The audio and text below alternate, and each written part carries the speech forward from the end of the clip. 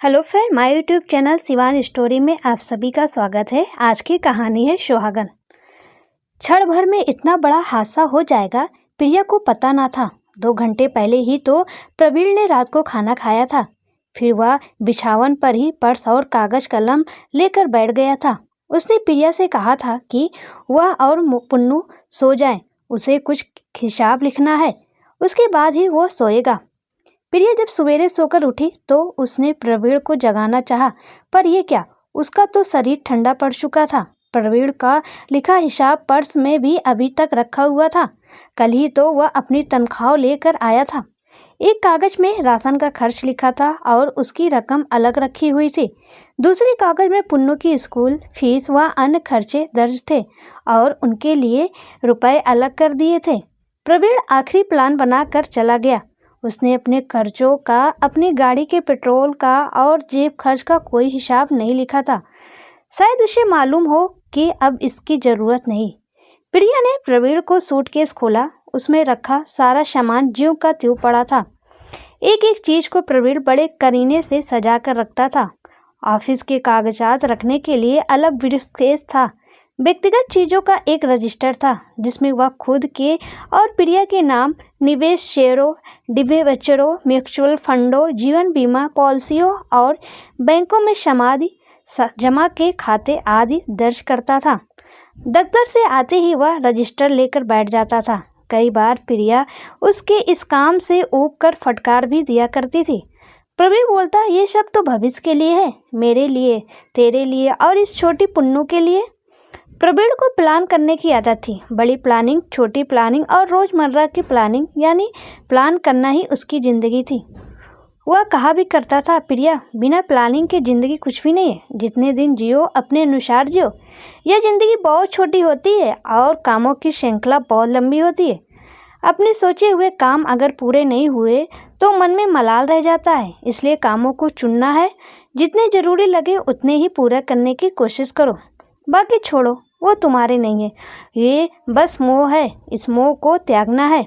सचमुच तुमने मोह त्याग दिया प्रवीण? अनायास प्रिया के मुख से निकला।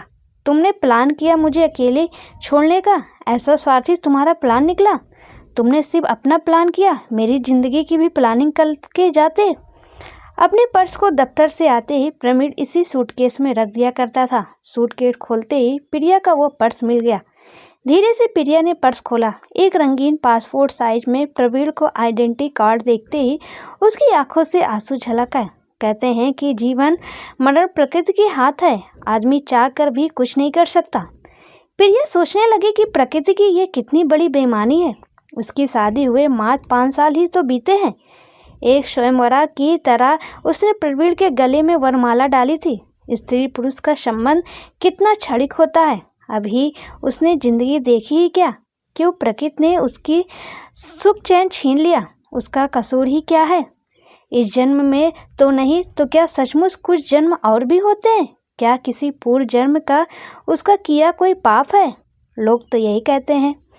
प्रिया की मम्मी पापा ने उसे समझाया, बेटी, पाप धर्म कुछ भी नहीं है। कौन कहता है कि तुम्हें किसी पाप का फल मिला है? बेटी, इस दुनिया में किसी को फूल मिलते हैं तो किसी को काटे। जिसके हिस्से काटे हैं आते हैं वो संघर्षशील बन जाता है। जीवन तो एक संघर्ष है, इसको सहज रूप में लेना चाहिए। जो होना था हो गया, हिम्मत से काम लो, उठो, अपने को सहज बनाओ। कैसे सहज कर लें अपने को प्रिया? यह दुख क्या एक दिन का है जो सुबह होते ही दूर हो जाएगा, अथवा किसी दवा द्वारा छुटकारा मिल जाएगा? क्या वैद्य से भी बड़ा कोई दुख होता है एक स्त्री के लिए? एक विधवा का क्या स्थान होता है समाज में, वह खूब जानती है। प्रिया को अच्छी तरह याद है, गांव में उसके दूर के एक रिश्ते की भाभी हुआ करती थी जो बाल विधवा थी। लोगों ने उनका सिर मुड़वा दिया था। एक सादा धोती पहना करती थी। वो अपने अंधेरे कमरे से गांव के मंदिर तक का ही था उनका संसार। शादी विवाह के शुभ अवसर पर उनकी उपस्थिति की मनाही थी। उनकी छाया तक से लोग दूर भागते थे। प्रिया भी आज एक विधवा है। पति के देह संस्कार के दिन सास ने उसके हाथों की चूड़ियां तोड़कर पानी में फेंक दी थी। बिंदी और माथे का सिंदूर धुल गया। वह सुहागन नहीं रही। लोग उससे घृणा करेंगे, घर से और समाज से कटकर रह जाएगी। हुआ। अब तो यही उसका हश्र है। क्या वह इस स्थिति को स्वीकार कर ले? नहीं, एक बुज़दिली होगी। वह नए जमाने की लड़की है, वह दुनिया का सामना करेगी। वह गांव की निराय भाभी नहीं बनेगी। जिंदगी में एक हादसा ही नहीं आता, और भी आ सकते हैं। पहले भी बड़े तो क्या, वो जिंदगी इसी तरह हारती रहेगी? नहीं, कदापि नहीं। प्रिया ने पर्स को मोड़कर ज्यों का त्यों रख दिया। अनायास उसका हाथ सूटकेस की पैकेट में चला गया। इस पैकेट में प्रवीण द्वारा लाई लहठी एक प्रकार की चूड़ी रखी थी, जो कुछ दिनों पहले वह प्रिया के लिए लाया था। लेकिन वह अब उन लाठियों को क्या करेगी? किसके लिए पहनेगी? अब कौन देखने वाला है इन्हें? जो चाव से लेकर आया वही नहीं रहा। ये सब चीज़ें तो सुहागनों के लिए होती है ना। वो तो अब सुहागन भी नहीं रहे। उसकी आंखों से फिर आंसू टपकने लगे। कुछ देर के लिए वह निष्क्रिय हो गई। घर का सामान आज जब भी कभी वह देखने लगती है तो ऐसा ही होता है। घर में उलट पुलट करने की आदत उसकी पुरानी है। प्रवीण बार बार कहा करता था, ये क्या तुम घर की चीज़ों को उठा पटक में लगी रहती हो? क्या तुम्हें और कोई काम नहीं? क्यों नहीं तुम अपनी पढ़ाई फिर से शुरू करती हो? मैं इस बार पटना जाकर तुम्हारे नए कोर्स की सारी किताबें ला देता हूँ। प्रवीण फिर पटना नहीं जा पाया और प्रिया की पढ़ाई अधूरी ही रह गई। वह एमए नहीं कर पाई। अब तो और भी कुछ करने का उसका मन नहीं करता। पुन्नू को स्कूल पहुंचाने का काम आया कर देती है। स्कूल का रिक्शा दोपहर में पुन्नू को घर पहुंचा जाता। पुन्नू स्कूल से आती है तो कुछ देर के लिए उसके साथ उसका मन बहल जाता, लेकिन पुन्नू के बार बार पूछने पर कि उसके पापा कब तक आएंगे, वह कुछ भी जवाब नहीं दे पाती। प्रवीण के मृत शरीर को जब शमशान घाट ले जा रहा था तब पुन्नू सवाल कर बैठी थी, क्यों पापा को इस तरह ले जा रहे हैं? उत्तर में प्रिया बोली थी, तुम्हारे पापा की तबीयत रात से ही खराब है ना, उन्हें अस्पताल ले जा रहा है। जल्द ही वो अच्छे होकर वापस आ जाएंगे। 1 महीना गुजर गया, लेकिन प्रिया पुन्नू के सवाल का जवाब नहीं दे पाई। पिछले शाम जब वो पुन्नू के साथ छत पर बैठी थी तब पुन्नू ने वही सवाल फिर किया था। अचानक प्रिया के मुख से निकल गया, वो देखो, सबसे बड़ा तारा जो तुम्हें दिखाई दे रहा वही तुम्हारे पापा हैं। जब तुम्हें पापा की याद आए तब तुम इसी तारे को देखकर उन्हें पुकारना, वो सपने में तुमसे मिलने जरूर आएंगे। इस तरह कितने दिन प्रिया पुन्नू को ढास देती रहेगी। कभी कभी वह सोचती कि इस पहाड़ से जिंदगी को कैसे जी सकेगी। अब इस जिंदगी में रखा ही क्या है? किस सुख के लिए जिएगी? क्यों ना वह मर जाए, जहर खाकर अपनी जीवन लीला खत्म कर दे। या 5 वर्ष की बेटी पुन्नू जो उसकी नज़रों के सामने आ जाती है, नहीं तो उसी दिन जिस दिन प्रवीण का हादसा हुआ वो भी अपना अंत कर लेती। पुन्नू के लिए ही तो उसको जीना होगा, चाहे जैसे भी हो, दुख से या सुख से, ताने सहकर या फिर लाछन सहकर। वह औरत है, एक विधवा, जिसे समाज बार बार ठुकराएगा, धुतकारेगा। चल बेटी यहाँ से, अब चल, क्या करेगी यहाँ रहकर अब अकेली? प्रवीण की बीमा और भविष्य निधि आदि का सेटलमेंट तो घर से भी किया जा सकता है। वह मुझ पर छोड़ दे, मैं पटना से ही ये सब काम कर लूँगा। पापा ने उसे साथ ले जाने की जिद की थी। प्रिया ने उनकी बातों का कोई जवाब नहीं दिया था। वह सोच रही थी कि कितने दिन माँ और पापा अपने साथ उसको रख पाएंगे। 5 वर्ष, 10 वर्ष, फिर उसके बाद घर में 2 छोटे भाई हैं। माना वो उसको बेहद प्यार करते हैं। भाइयों की शादी होगी, एक विधवा ननद को भाभिया का सहज रूप में स्वीकार कर लेंगी। उसको उन लोगों के भरोसे ही तो जीना पड़ेगा। गांव की विधवा भाभी की ही तरह वो भी जिएगी। माँ ने भी उसको बहुत समझाया था कि तुम्हारे पापा ठीक ही कहते हैं बेटी, उनकी बातें मान ले और घर चल। हम समझेंगे कि हमारी बेटी कुंवारी ही है, हम अपनी दुलारी बेटी को पाल लेंगे।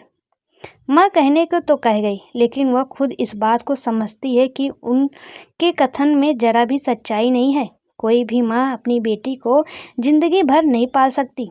उसकी ममता, उसका प्यार उसकी थोड़ी सी जिंदगी तक ही सीमित है।